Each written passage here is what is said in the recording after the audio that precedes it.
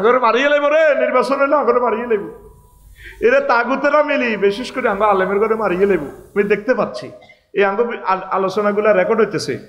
কব তুই আফসারি খাপদারি আসিরি, তুই এগুলা এগুলা কইস না, তারা আঙ্গরে মারিয়ে লাইব। তারা আঙ্গরে বাসাই তো। আমরা দেখছি এই 54 বছরের নির্বাচনে আমরা দেখছি 2-4 জন নেতা আল্লাহওয়ালা ভালো মানুষ, তারা চেষ্টা করছে আমাদেরকে সুখে রাখার। অধিকাংশ নেতা আঙ্গরে হত্যা করিবার আটে, আয়নাগর বানায়, জেল জুলুম, জেল ভরে, জেলও ভরে আঙ্গরে।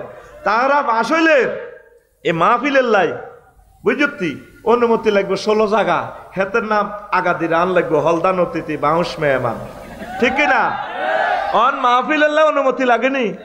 তা আমরা তো নির্বাচনে তুমি বালা আছি। আল্লাহ ডক্টর ইউনূসকে নেখায়াত দাও। আল্লাহ আমাদের থেকে ছায়া তুমি উঠাই নিও না। আল্লাহ আল্লাহ আমি দোয়া করি নির্বাচন যত ফিসায় তত কল্যাণ আর কল্যাণ।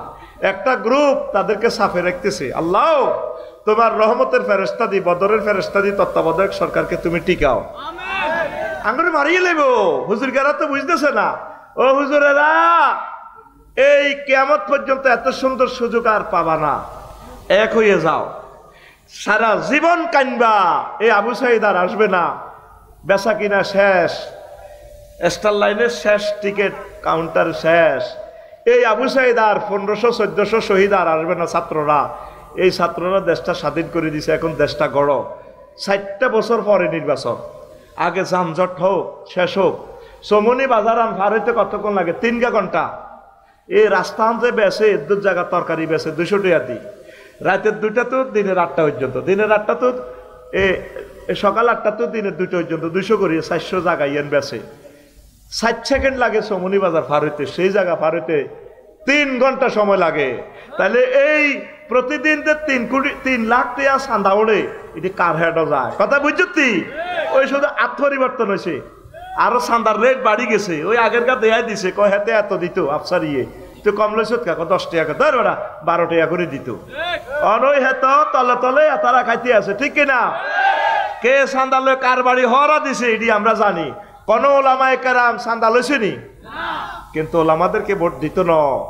আমিও যদি ভোটে খাড়াই আর কেরাম দুগা ভোট দিব, এসে উড়বো নবুরবো হেদুরবো ব্যাকেরবো, কেন গো ভাবি এটি বুঝি কথা। এবার ওয়াজ করছে আসিল বালা, এবার দরকার আসেনি রাজনীতি করবো, সিটিং বাট পারেরা, এবার দরকার আসেনি নির্বাচনে খাড়াই বেল্লাই, ওরা কথা কয় না।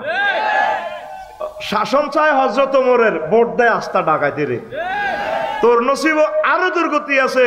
তুই পাসপোর্টের অক্ষর আর ভোটার আইডি কার্ড ঠিক করতে করতে তোর 16 বছর লাগে।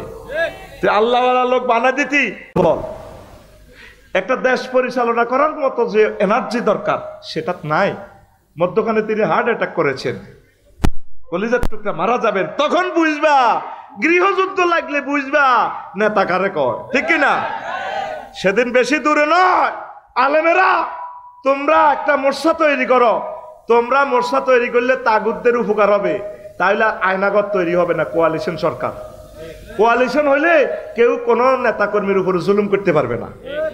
এক দলকে একক ক্ষমতা দিও না। এই দেশ এক দলে একক ক্ষমতা দিয়ে চালাতে পারত না।